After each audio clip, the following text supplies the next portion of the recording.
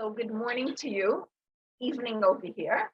And this class is going to be a preparation for Rosh Hashanah from a direction of the avodah that we do. And it's going to also be a class that will speak about freedom and why and how freedom is connected to the blowing of the shofar.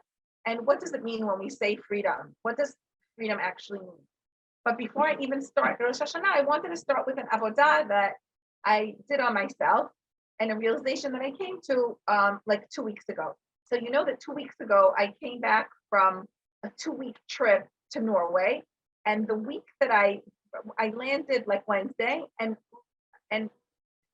Wednesday night, all my kids called me up and they all asked if they could come to be with me for Shabbat. Like the grandkids were calling, stuff that we miss you, could we come?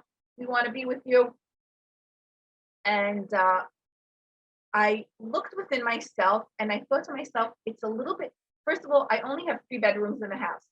So everyone coming means it's 11, like 11 of the grandchildren would have been there. David and Zell already said they're not coming, but 2 of my daughters with 5 kids, another daughter with 1 kid. And I thought to myself, it's going to be like a mayhem.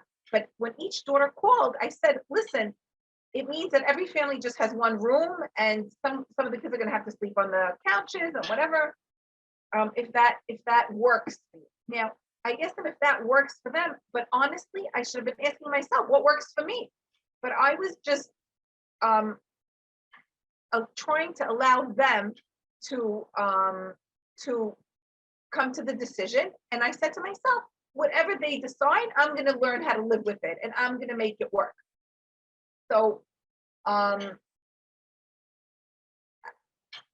started and Friday night was really great. And then Saturday, when we were heading out to shul, the house was really too small for the grandkids. It was too many grandkids overflowing. And they started like fighting with each other because it was like close quarters, or I don't even know why they started fighting. And then once we headed out to shul, it turned to become an all-out war where there was one group and another group. And I tried to, first of all, be in my Hagdara, as we said, be true to my description. And my description is shul. In shul is a woman who prays. So I wasn't going to look at them and see what's happening with them and the parents' responsibility. And I go to shul and I go to pray. And I prayed, finished the prayer, and I come out of shul, and my daughters are talking with the people of the shul, and their kids are fighting. And I thought to myself, like, I can't watch this anymore. I want to just go home. And let me go home and start the meal rolling. So I walked quickly away, and my 2 granddaughters and grandson spotted me walking, and they ran after me. The whole Shabbat, I was telling them stories about Norway and how it was and how kids are there. It was like really interesting for them, and they wanted to hear more about Norway. And as they walked with me, my oldest grandson, who was annoying the kids, also came after me, and I saw him like throw one of the 6-year-old, like he's 12, a 6-year-old on the ground. The kid fell, he was screaming, and something in me snapped. And I told my oldest son-in-law, like, this is not acceptable in my house. I cannot have this. You will not be coming to my house. These are littler kids than you. And he was saying, yeah, but he annoyed me, but he said this, but he said that. I said, I'm not interested. Also, even worse than that, when I went to Norway, I wanted to get this grandson a very special gift because he's the oldest and he's like responsible and he's very, and I love to give him the feeling of, you are the oldest grandchild and it's very special. And next year you're going to be bar mitzvah. So I bought him a special carving knife that the handle is like the handle of an antler of a reindeer because they have a lot of reindeers there. And it was a stunning knife. I spent so much on it. I didn't buy anything for myself close to what that was worth.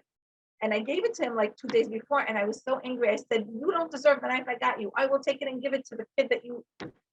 And I just went on and on until I broke the grandchild. Like he started to cry and he would never cry.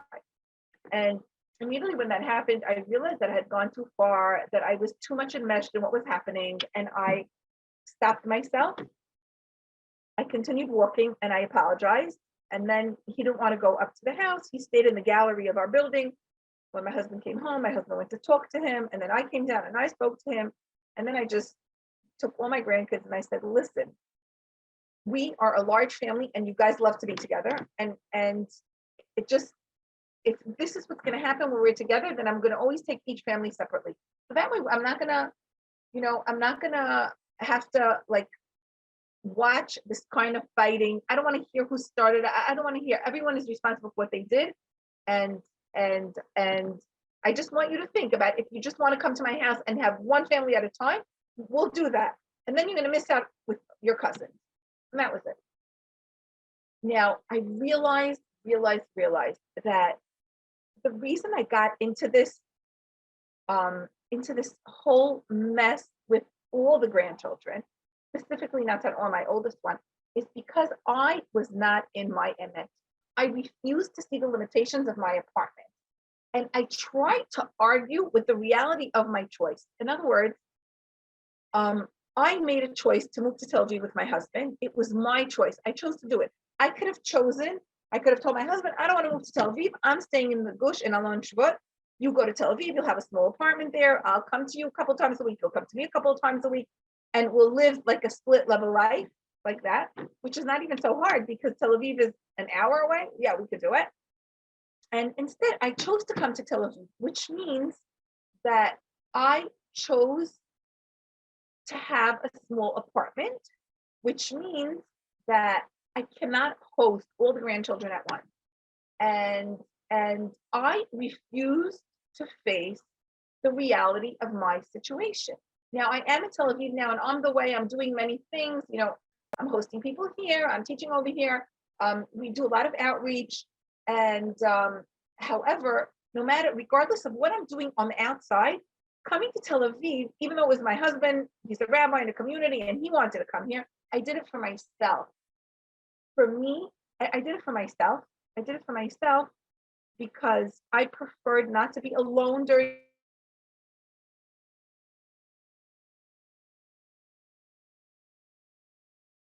the world was created for me. When we make choices, anything that we do, we need to make a choice. We choose. We're choosing people. Like we say, Hashem bachar banu, he chose us. And he calls us the choosing people. We're am bechira. And he expects us to choose. Now, the minute I choose, I need to realize that I need to choose to live with my truth. But I have 4 rooms, and in these rooms, I can only put a certain amount of children. I'm a woman who loves to host the whole family. Whenever we had a bigger house, I could host everyone, and it's amazing. But now I'm in a place where there's no possibility to host them all unless I take an Airbnb, which is usually not available around here. So what the avodah that I need to do is I need to relinquish this expectation that my house is going to hold beyond its capacity. Now, what's going to happen with, how are my grandchildren going to get to see each other? What's going to be with the achdut, with the togetherness of my family? The family is going to learn that it's not possible to be here all together. And then I need to, not only do I need to, but it is essential and it's a life core that I need to trust Hashem that something else will develop from it. Something else will develop.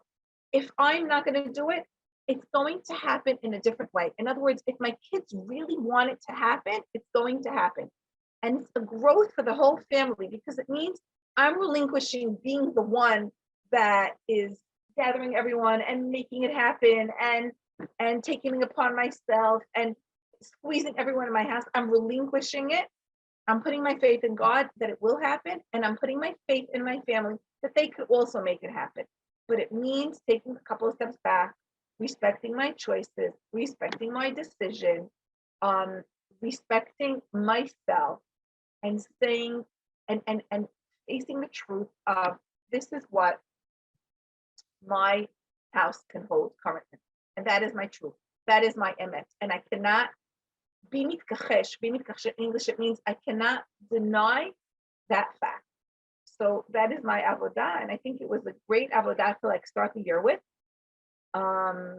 It was a great avodah to start the year with.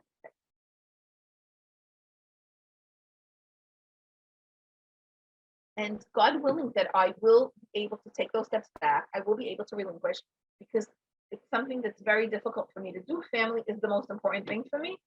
And I want to be able to have faith in God that something else is going to happen. Something else is going to happen. Let's see what. Okay. I'd like to start. If anyone has a question, let me know about this. Yeah, Michal, I wanna ask you a question. You want me to stop the recording, or you're good? No, it's fine. That's fine. I'm also the one in my family who, Purim comes, everybody come to my house. Hanukkah comes, everybody come to my house. I'm the one that I want everybody to be together, and I want us to have a good time together, and we have a wonderful time. Over the last 2 years, I had a brain aneurysm 2 years ago, so my health is not allowing me to do what I used to do. Mm-hmm. And even though it's an external reason, it's not like I'm saying, no, I don't want to, but I realize I'm limited now, so I can't. But I still feel guilty when, holidays come. Like I used to have like 10, 15 people for Rosh Hashanah. Now I can only do like 3 or 4 max because the amount of time and the effort and everything and the stress, I can't do it anymore. How do you get rid of the guilt, the feeling of I'm not doing as much as I should, that Hashem wants me to do this. This was my job and now it's not anymore. And I feel guilty, I feel badly. And then usually by the time I'm into the holiday or whatever, I've learned to get used to it and accept it. But it's every single time. Like Rosh Hashanah is coming and I'm only having 2 guests. And my husband is thrilled because he always hated when I had a house full of people, but he's thrilled now. But I'm like, I feel something is missing. So how do you get rid of that so that you don't feel that part, that it doesn't come to you? Great question. The answer has to do with the avodah that I am also currently doing on myself. You had a brain aneurysm and your capability, your capacity to do became diminished. Now, you are able to view yourself in an honest and met way and say, this is my capability, this is my capacity at this moment, what I can do now. God willing, maybe I'll get stronger, I'll be able to have more, but this is who I am now. Now, the way that I get rid of the guilt is we need to know that we were brought into this world to bring God's light to bring God's light through us into the world. So what we do needs to be with a very happy face, smiling countenance, shining countenance. It has to come from a good place within us.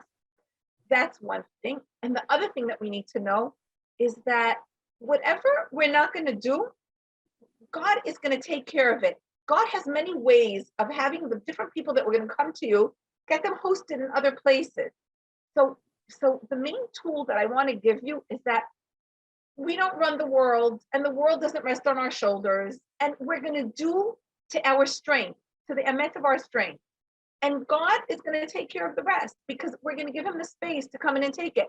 It was almost like your aneurysm was a kind of a space for God to come in, and the 8 people that should have come to you or were going to come to you or you usually hosted, they're going to find other places and other, and not only are they going to find, but that's what's good for them at this point in the year, in life, in their life. So relinquishing the guilt is the ability to realize that God had other plans. Mm-hmm. I had an aneurysm, and that was like having these challenges is God putting us in the gym of life.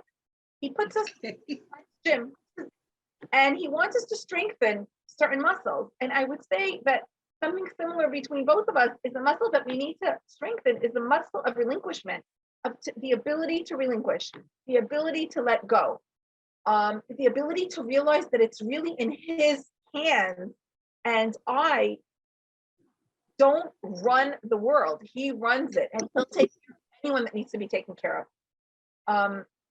Does that answer your question, Shoshana? Yes, it does. Yes, it does. It really is about letting Hashem in. That's it. Letting That's all Hashem it really is. Mhm. Totally. Okay. Okay. Thank you. Great. Great. So I'm going to continue. Now we're going to start. I'm going to start with our preparation for Rosh Hashanah. Okay. I want to quote a rabbi in Israel. His name is Rabbi Moshe Shapira, and he says that there's only one mitzvah that we need to do on Rosh Hashanah. Only one. It's not dipping the apple in the honey, and it's not eating the pomegranate, and it's not doing the leeks, and it's not doing the black eyed peas. It's none of that. All those are beautiful customs that we love doing, but that is not the mitzvah of Rosh Hashanah. There is one obligation that we have on Rosh Hashanah, and we're not even obligated to pray on Rosh Hashanah as women, women that have little children and whatever.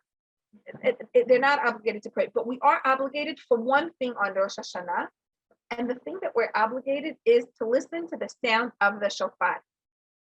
If we do anything on Rosh Hashanah, like we're so busy doing many things, however, we need to realize that the most important thing will be the sound of the shofar. It's not buying the clothes or making the stunning table or making all the signs or whatever. No, those are cute, nice.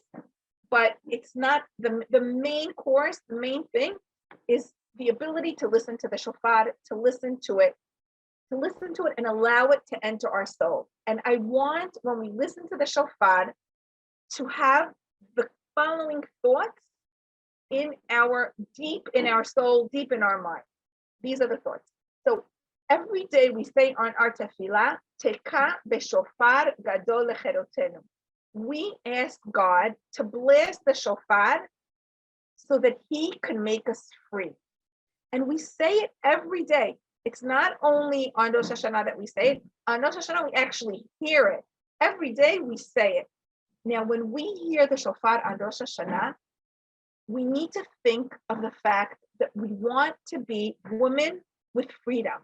What does it mean to be a woman with freedom? What does that mean? Today, a woman came over to me, like one of the congregants in my shul, and she told me, Rabbani, I heard a voice inside of me that told me to do netilat yadayim, wash my hands in the morning. And then I said to myself, you know what? But I don't think I'm at that level yet. So it'll be like a little bit hypocritical if I did netilat yadayim and, I'm not at that level. And I told her, you know what I call that? I call that sticking a stick in the wheels of the carriage that is taking you on your life's journey. It's sticking a stick in it, and the carriage is going to halt. It is going to have a much harder time rolling. And I didn't tell her this because she told me, that she wants to do something religious, to do netilat yadayim. I would have told her that also had she told me, Rabbani, this morning I wanted to cut myself a salad. And instead of cutting myself a salad, I just ate a cucumber instead, right? I would tell her the same thing. God told us that God is telling us to blow the shofar because he wants to remind us that we are free people. And anything that we allow, that we allow ourselves to stop us from what we want to do is turning us from free women into slaves. I had a phone call from one of my students' husbands in Israel, and they're a couple, and they have beautiful children, and they have a beautiful house, and he's like a rabbi and a teacher, and she's a career woman and working, and everything on the outside seems amazing, but the main thing they don't have, and that's a relationship. And he called up to tell me a story. He said, I want to tell you that last week I came with my wife. We went away for Shabbat. I was hosted as a scholar in residence, and we have 5 children. And in the morning I got up and I got the children ready and I took them to shul with me. And it was time for and my wife didn't show up, but I was in shul and the kids were outside playing in the park. And then right before the Torah came out, I saw my wife come in and I waved to her, and I waved to her. And after the prayer, we had a sebek. And I went out of the shul and I saw her face, and her face was like, he called it a Tisha B'Av face, sour and sad and discontent. And I asked her, what's wrong? And she said, what's wrong? You saw me walk into the shul. Why didn't you come and give me a chumash? Why didn't you make sure that I know where to sit? Why didn't you make sure that I'm okay? We're in a new shul. You're a Scotland resident. I don't know, where I could sit, where I can't sit. Like you just allowed me to go into the lion's den all by myself, kind of a thing. So I was thinking to myself, this is a person that's ruled by the other. He is a person that wants to be close to God, but he's enslaved. He's enslaved by his wife. And the only way he could be set free, and the only way we could be set free with any relationships that we have of trying to please someone else, trying to please, like incessant trying to please, and they could never be pleased because we can never make anyone happy, never ever. The only one we can make happy is ourselves. If I want a relationship with anyone, the first thing I have to do is put a gaded, put a fence around me, something to protect me. I don't have to allow anything and everything that they say to enter my vicinity. There is a fence around me. It's a how do you say, a clear fence. It's a see-through fence, but I am in control of what comes in. I mean, this woman was telling her husband, it's your responsibility to make sure that I have a chumash, and it's your responsibility to make sure that I have a place to sit, and it's your responsibility to make sure that I feel comfortable in the shul. And that is being enslaved to your wife.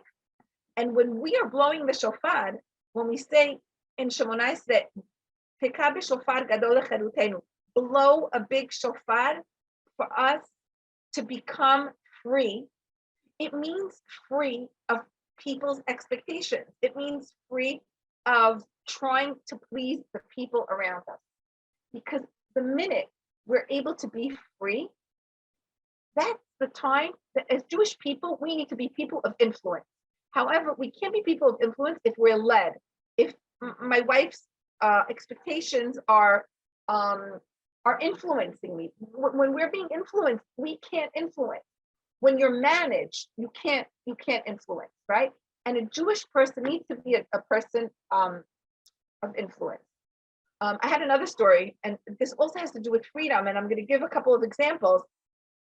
A wife and a husband team, and they have a business that they run together, and the business is, thank God, really successful, and both of them work in the office.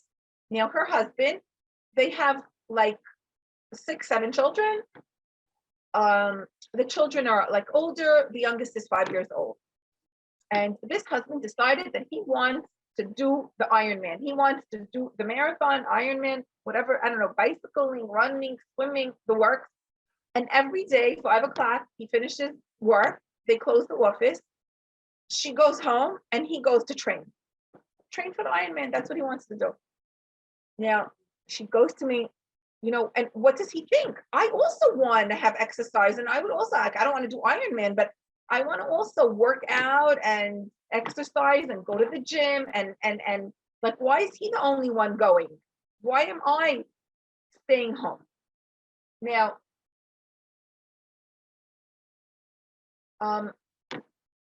people that live in the modern world, when they hear something like that, they think that this is rational. This is rational.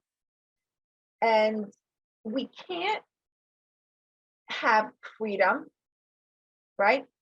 We can't have freedom if we are looking at the other person, expecting and wanting things from them. In other words, she also told her husband, I want you to come home and you'll watch the kids one day and I'll watch the kids another day. And both of us could then work out. You do Ironman and I'll just go and do my Pilates. And the husband is like, no, I want to work out every day. I want to work out every day. So you see, like in the modern world, like people would say, oh, it's not equal. You're not, one is not being considerate of the other, et cetera, et cetera. Now, when we are near someone and when we feel that he needs to change, we are totally imprisoned. We are totally imprisoned. I told her, let's forget the fact that you could solve your issue with money. In other words, get a babysitter. He wants to train. You also want to train. Get a babysitter. She'll watch your children. and you also, like, why do you want something from someone? When we want something from someone, they are in essence imprisoning us, because unless that someone, like, she wants something from her husband, unless her husband is gonna come home and watch the children, which is what she wants from him, she will be miserable. So she's imprisoning herself in her own misery, expecting something from her husband, right? So forget the fact that you can actually pay money to solve this situation. And I asked her, tell me, if you were to go on stage now, and I were to tell you, to act out what is a wife for a husband. What is a wife? What is a wife? How would you enact it? So she said, do you want me to enact, the way I am now, or you want me to enact how I'd like to be? So I said, no, let's make it easy, the way you are now. Let's not go into what you'd like to be. So she said, she thought, and she said, in her mind, she went on the stage and she goes, you know what there is over there? There is nothing there. There's nothing. I am not a woman. I'm not an isha. I'm not a woman to my husband. I'm not a wife for my man. So then I asked her, you know what would you like to be as a wife? I said, I actually have a lot of things of what I'd like to be as a wife. So she said, I want to have the ability as a wife. A wife is a description of who we are. We have many descriptions. We walk around in this world with many descriptions, and we always need to realize in what descriptions we are in this current moment. And when we realize who we are at this moment, we're able to function in a very in a very high manner in this world. In other words, at this moment, when I am a teacher, I'm not a grandmother. And if my grandchildren would come now, my description now is a teacher, and I will not go into the hat of grandmother, because what I want now is to teach for another hour. So I'm going to stay true to my description. So if there's a description of a wife to a husband, and there's a description of a daughter and a mother and a sister and a friend. All these are descriptions. But when we're in the hat of a wife to a husband, what comes under that umbrella? And she said, you know what I would like to come under that. It doesn't happen, but this is what I would like. I would love to have the ability to listen to him, to be able to, when he walks into the door, to meet him with a shining face, with light in my eyes. And another thing that I'd love to do is I'd love to bless him when he leaves the house. And another thing I'd love to do that I don't do is I'd like to serve him food. Like when he comes home, there'll be food for him. So I asked her, and what in all those things, what do you do? She said, I don't do anything. And why? Why don't you do anything? And she said, because it's such a long list of things. It's like, I don't even know where to start. So sometimes what paralyzes us is we have an ideal, and because we have this ideal, we can't come down and say, this is where I am now. And in God's world, we need to accept ourselves where we are. And from the place of acceptance where we are, we need to grow from there. We can't wish we were high up there and then we start growing from there. It's not going to work. It's not emet. It's not reality. It's not the truth. We need to accept ourselves where we are. So now, so some women don't even do anything because there's too big of a discrepancy of the way things are and the way things should be. So I asked her, what is the first step you want to take? And she said, I would like to greet him at the door with a shining, light-filled face, glowing from pleasure to see him. That's what I'd like to do. So I asked her, what's stopping you from doing it? And she said, what's stopping me from doing it is the thoughts that I have in my head of what he needs to be. The thoughts that, like, there's a part of her that's yearning to be a wife. And there's no husband on earth who, when he's greeted by his wife with a shining face, that all he wants to do is just wants to be your husband fully. However, greeting your husband with a shiny face means that we cannot have any negative thoughts about him. And I want to say that I lived through it. I remember, my husband telling me, yeah, I'll be home at 6, and he got home at 8. And all my thoughts of greeting him at the door with a shining face, even if I did it, even if I acted it, what I had in my mind was, I can't believe it, 2 hours late. What does he think? And the kids, and he said, and and all those thoughts poisoned my mind. They didn't do anything to my husband, those thoughts, but they created a negative atmosphere in my brain, right? So I didn't understand that if I was going to meet my husband, I needed to meet him without a litany of negative thoughts going through my mind, because only that way could I really have a me'or panim, a shining face. So, and we need to realize also that when I say something bad, when I say something critical, bad, judgmental, when I say all those things, I harm no one but myself, because I create an atmosphere in my head that is dark, that is black, that is bleak. So I'm harming myself. The reason I'm not saying it is not because I want to be nice to him, because I want to be nice to me. I walk around in this world, right? We have a saying, En od milvado. There's no one but God in this world. We walk around saying, En od milvadi. There's no one but me.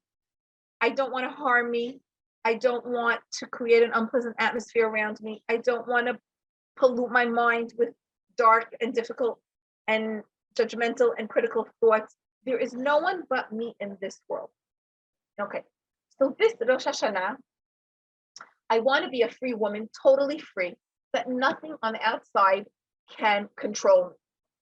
No one can want anything from me, right? No one could want anything. You know what? Even a piece of cake can't control me. A piece of cake will not tell me to eat it or not. I am going to be the one who decides. I am going to choose. Do I want to eat it or do I not want to eat it? I'm not going to say I don't want the cake to control me. And I don't want anyone on the outside to control me.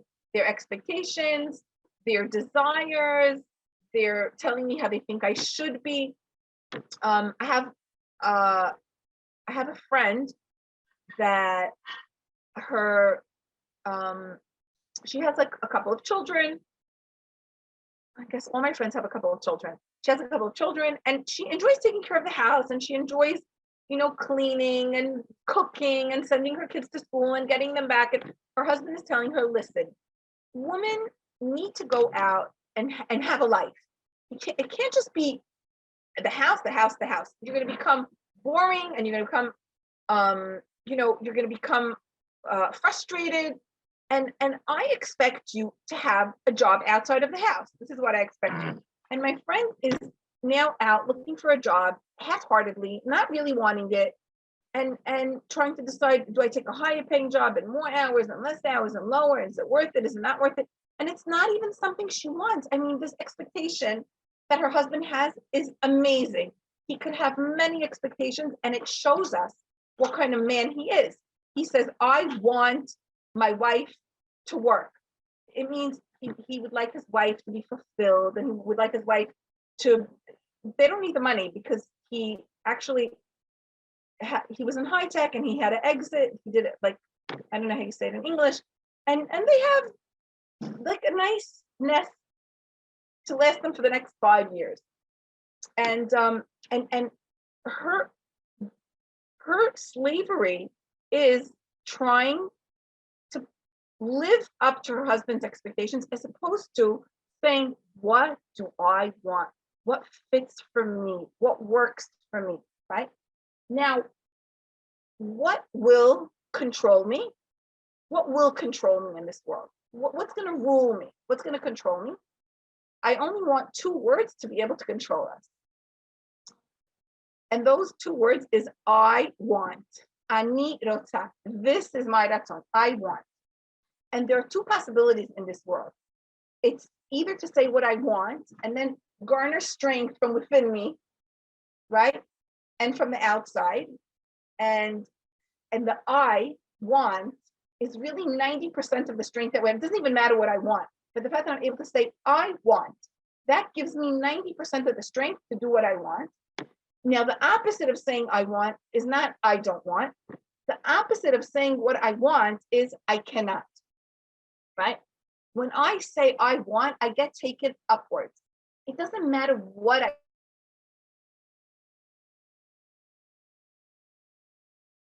it is, grease, parents, salad, but it's the ability to say I want.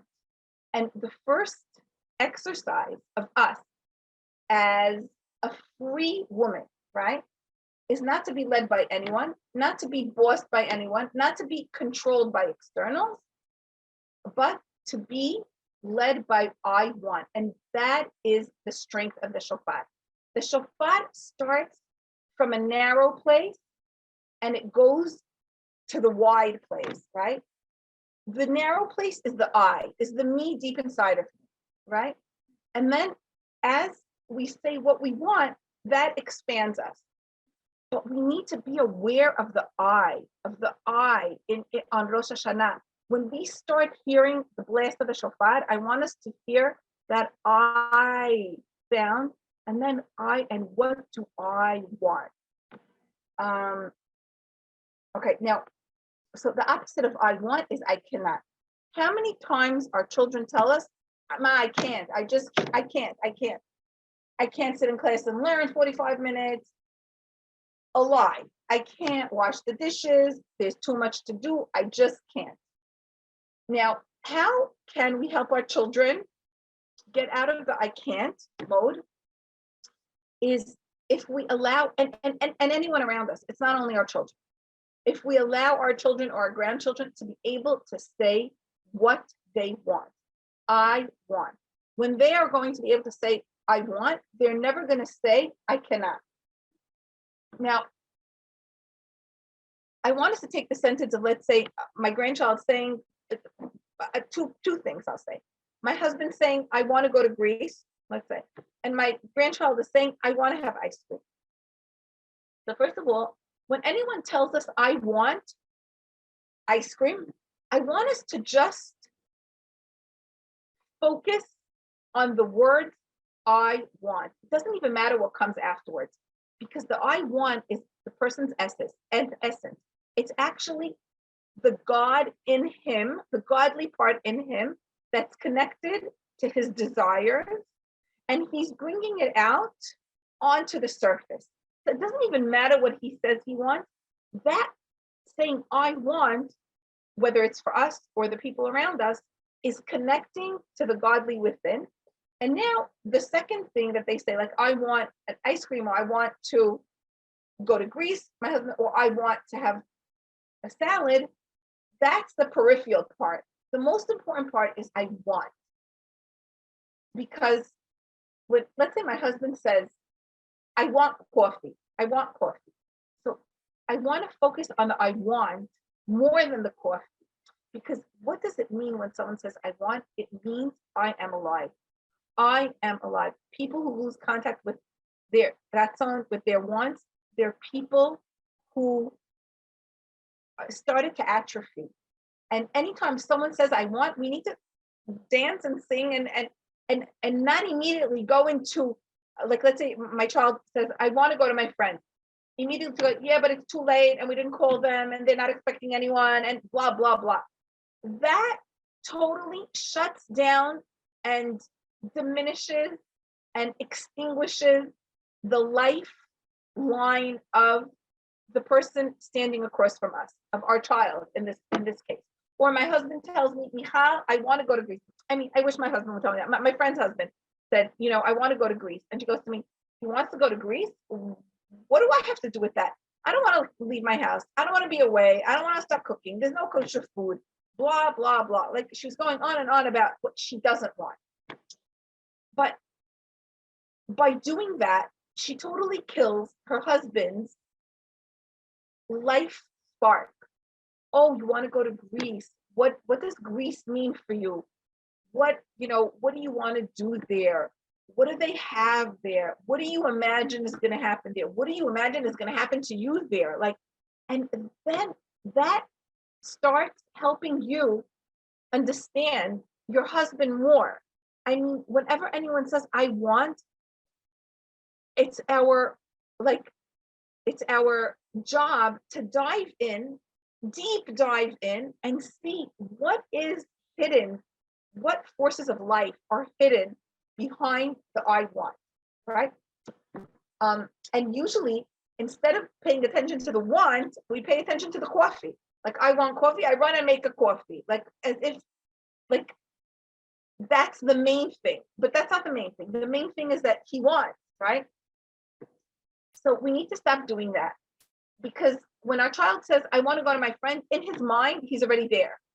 He's already halfway there. And it doesn't mean that, oh, you want to go to your friend? That's what you want? Okay, go to your friend.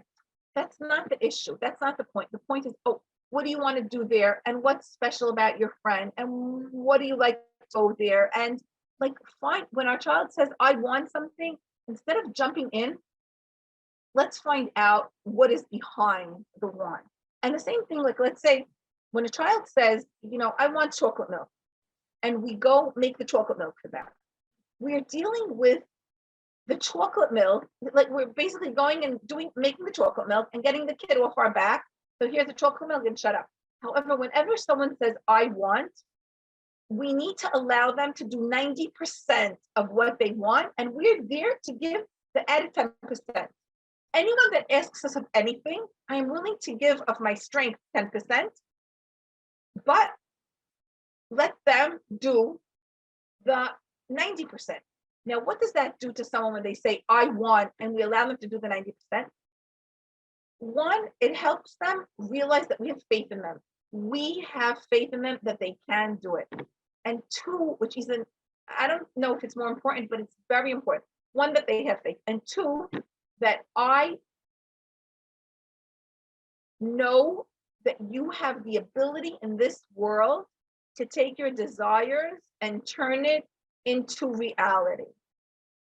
I have the vision that, and I have the faith that you in your life will be able to take your retzonot and turn them into reality. And that is a huge gift that we give our children when we don't do things for them, when we don't step in and make things easier and swoop in and listen when they say, but I can't, and do it instead of them. Whenever we hear our child saying, I want, it's like, okay, what do you want to do about it? But instead of saying, what do you want to do about it?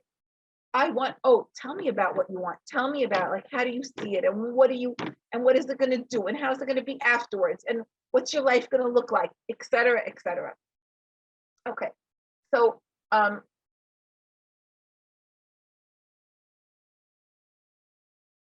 okay. So what I'm saying is, when someone says, I want, what I want is to see the person. Like, when my husband says, I want to go to Greece, all I see is Greece. I don't see my husband. When my husband tells me, I want to go to Tel Aviv, I want to go move to Tel Aviv, at the beginning, all I saw was Tel Aviv. But I don't like it there, but it's humid, but the house is small, but there's a building, I hate buildings, no nature, blah, blah. All I saw was Tel Aviv. I didn't even see my husband. Once I started to see my husband, I was able to make the decision to come to Tel Aviv. But when someone tells me I want to see the person. I don't want to see the next part of the sentence. Okay. So when anyone says I want, it's a time to celebrate the fact that the person standing across from us is alive and is creative, right? Now, I want to give another example. I asked my husband on Shabbat, honey, do you want coffee? And he said, yeah, great. And because, okay, so first of all, I said, like, let people take care of their wants. There are times that I want to serve my husband. I want to cater to him. He just got home from shul. He gave classes. I want to give from my tov to him. So I gave him the coffee and I bought 2 slices of honey cake. And he said, I want only 1 piece. So I first wanted to focus on what he's saying, I want. And I told him, what are you telling me when you're telling me that you want 1 piece? He said, no, I'm telling you that I need for you to help me not to eat 2 pieces because 1 is enough. And if I see 2 pieces in front of me, I'm going to eat them. So when you give me 1, I just have 1 and it's sufficient for me. So I'm trying to tell you that my willpower is not great. And when you offer me cake, always give me one slice, and that way you'll be helping me keep my health. So instead of like when my husband goes, I only want one piece of cake. When I gave him 2 pieces, women have a tendency to say, like, here I am giving him coffee, giving him, and what he's doing is complaining to me that he doesn't want the second piece, and he's telling me instead of telling me thank you. But really, he was trying to teach me something very deep about himself. He was trying to teach me the fact that he's trying to maintain his health and he needs help with self-control. So I shouldn't put temptations in front of him. Now, what is having a relationship between 2 people? First of all, what is a husband? There's a word that we say husband, and in Hebrew, the word for husband is Baal, right? And in Hebrew, when we say Baal, it's from 2 words. It's Baal, someone that comes to make us higher. Our husbands are here to make us go and be on higher levels. Our husbands are opportunities for us to grow. Every meeting with my husband, and actually every meeting with anyone, is an opportunity to grow. We have people here around us, let's say, that don't help us grow, that pull us down. Don't even start a conversation with them. We're not at that place. We don't have to be subjected to any conversation that brings us down. I have a friend that always says about her daughter, she just can't. She has so many kids, she can't do this, she can't manage, she can't. How could she? But what this mother is basically saying is, I have no faith in my daughter that she can. I don't believe in her. So we do so much for our children. We need to try not to do so much. We need to try not to do more than 10%, right? And we want to do that so that our children will know that we have faith in them. In my head, I went to my daughter's house, and she has an old freezer that packs ice, and all the things, the food, were lost in the ice in it. And the only thing I wanted to do was unplug it, pour.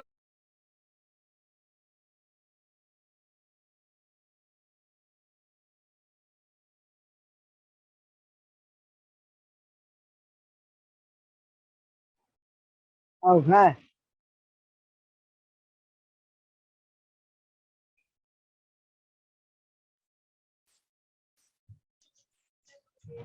Came to me and she said, Ima, I'd love to have some help doing my freezer. 1 minute, I think. Okay, sorry. If my daughter came and said, Ima, could you help me do my freezer? I would love to, and I would do, 10%, and she'll do 90%. I'll be there. Maybe I'll watch the children.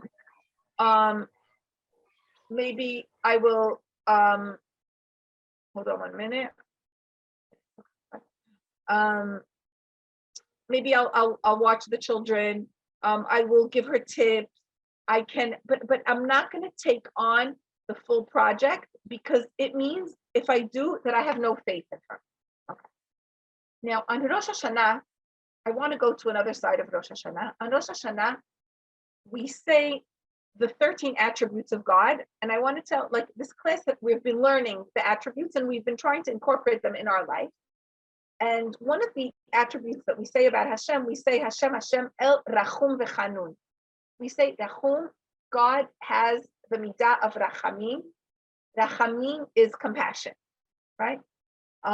So there is a word now of compassion, and it's not what we're thinking compassion in the English language.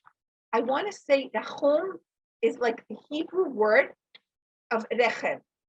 Rachum and Rechem is a womb, right? So compassion, the word compassion of Rachum and womb are coming from the same word. Now, what does it mean that God is Rachum, that he's a womb? And how are we going to become wombs for our children or for the people around us? Is first, because a womb is an outer surrounding that gives the one inside the ability to grow. I provide the outer structure, the outer surrounding, And in me, the child is able to grow. On Rosh Hashanah, we read about women who were barren, who didn't have children. And we read about Sarah and we read about Hannah. And at a certain point, God, they even say that they didn't have a womb, and God implanted a womb within them and made them, and they had children, right? So Hashem is telling us on Rosh Hashanah that I am giving you the outer wrapping, and I have faith in you that you will be able to develop yourself. In other words, God is giving us a platform, a surroundings to go up the steps in the ladder, to take out of my head like mistaken conception, lies that I tell myself about the world, to take out of my head anything bad, to slowly take it out of my head. And he waits. And how does he do that? He sends us the right people and the right places. From them, we grow. The work will be done by the people around us. And God gives us the wrapping. Every time we feel like there's a challenge, like someone triggers us, those are the people around us that will be helping us grow. And God, as a Rachum, he's the one that has the womb. He covers us. He's there. He is giving us the perfect environment for us to grow. In other words, any challenge that comes our ways is God's way of having a challenge enter the womb that we're in for us to be able to develop. Like God is expecting us to do 90% and he'll help 10%, right? The womb is a place to grow. I'm here when you need me. Michal Peretz told us a story about her daughter who's pregnant and has 5 children, pregnant with her 6th. And her daughter used to be a therapist that works with animals and helps children, like to do therapy with animals. I don't know how you say it in English. And she took off last year. It was like a year that she took it as a vacation. And when she came back this year, it was a sabbatical, like a year of sabbatical. And when she came back this year to teach, they told her, we're sorry, your job was given to someone else. And the only job opening there is a science teacher. And you need to be, a science teacher for the special ed class.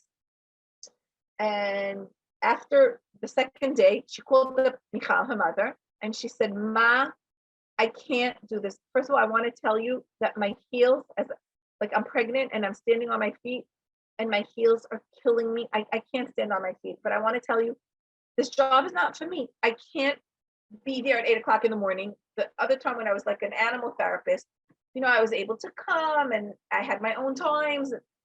And I don't like teaching frontally in front of a class.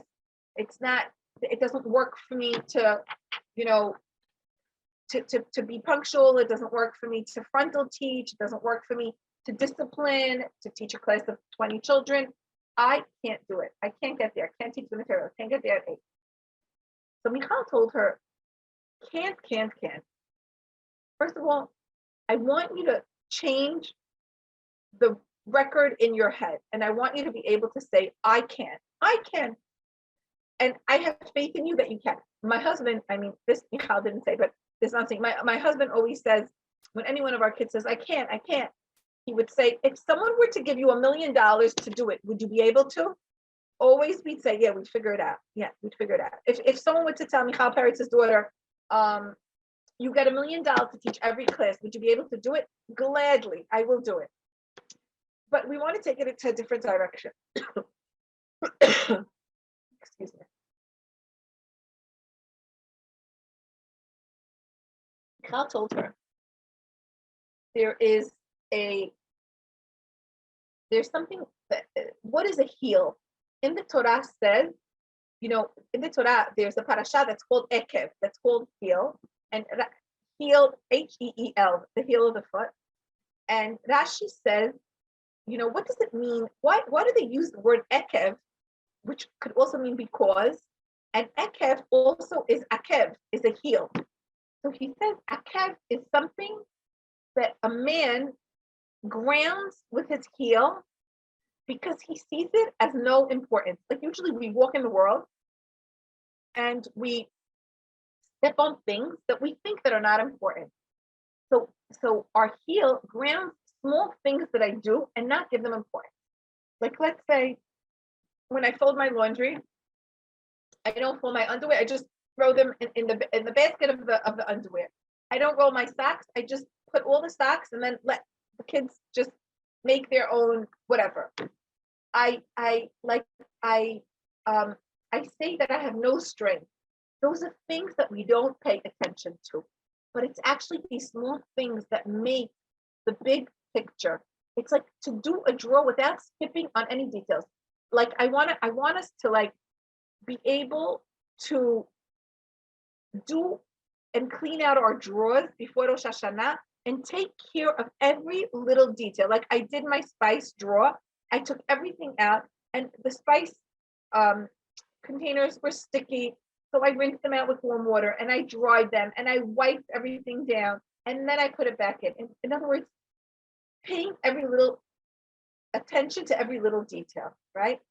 What is the meaning of that? It means that we go up a level, and the level that we go up is of respectability. We want our environment to be respectable, right? I don't want any longer to just be in good enough, right? I want to be the one that influences and not be influenced. Like Michal Peretz's daughter was being influenced by her situation as opposed to going and influencing. Okay, like when I do the dishes, the soap matters, the sponge matters. I want to have a soap that I like the fragrance. I want to have a sponge that feels good in my hand. Like these things matter. Now, Michal Peretz told her daughter, they told you to teach science. You could teach the science of the soul. You don't have to go according to the curriculum. Make your own curriculum. You like to talk about communications, how we talk to one another. Teach them what you like.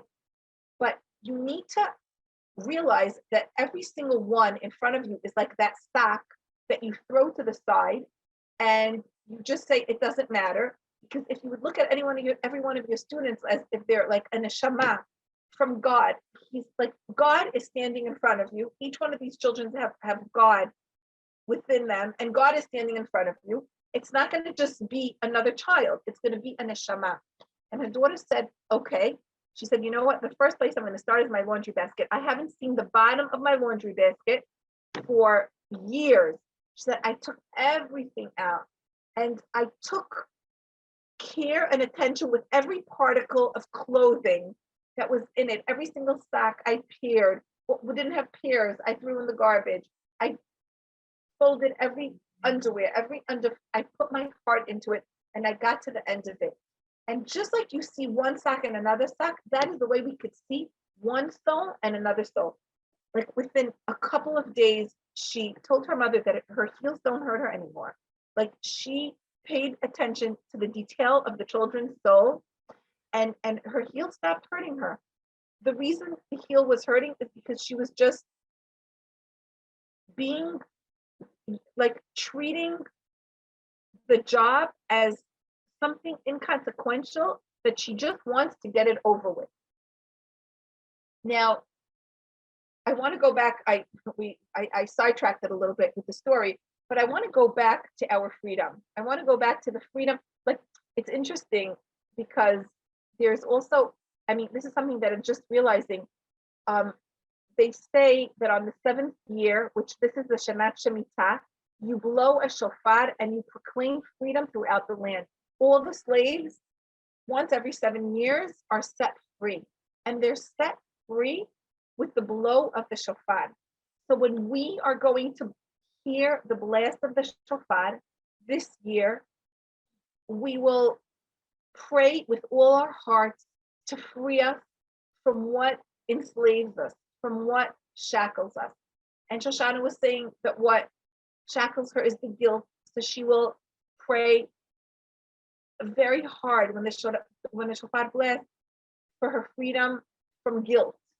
And I will pray that I will be freed from trying to please my children. I want to be free from that. That will set me free. So, and like the woman that was saying that her husband wants to go to Greece and she doesn't want to, right?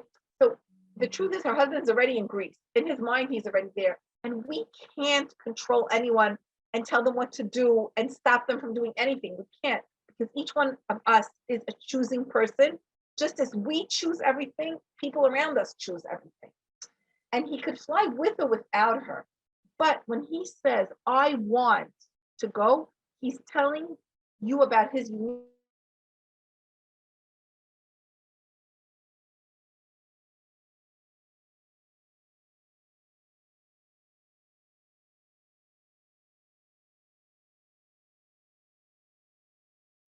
and to see him as opposed to what he wants. To see him, like when someone says, I want, they're trying to tell you a story about themselves. So we want to bring out the story rather than what the thing that it is, right? I want to see him and not my thoughts. Because when he says, I want to go to Greece, and then I think to myself, yeah, but I don't like it there, but I don't want to cook, but I don't this. In my mind, my thoughts go to myself and I become imprisoned within myself. But I want to set myself free and be able to discover what he has in his head. Now, thoughts in our minds, they create feelings. And our thoughts have the possibility of creating feelings of expectation and disappointment and anger. And we want the shofar to free us from the thoughts that create that within us. I want us all to pray at the blast of the shofar to be able to free us from it. And if we, okay, Michal said something really great. She goes, our avodat Hashem, what is avodat Hashem? Avodat Hashem is the work of God, right? Let God do some of the work. We're going to relinquish. And I don't want to think in my head, yeah, but now my family's not going to get together. No, let God do some of the work. Or Shoshana is going to say, now I can't have all these people and what's going to happen to, let God, let God do the work. Let's leave some of the work for him to do. Okay, we're gonna allow Hashem to do avodat Hashem. Because when God is putting us in a womb, in a rechem, in essence, what he's doing is he's not bothering us to grow. A rechem is someplace where the mother really doesn't do anything. I go about doing my day, but I just give the environment, the comfortable environment where the baby grows by itself. They grew 9 months without us interfering, without us being here. And that's what we need to give our children when they're out of our womb, like a quiet, the space, the emun, the trust that they can do it. We want to empty our heads from all the junk that is in it. And why do we want to empty our heads from all the junk that's in it? Because we want our head to be filled with da'at. We want it to be filled with wisdom. And when I say da'at, I mean God's wisdom. We want God's wisdom to fill our head, which is why we will try to empty our heads from all the extraneous things that are in it.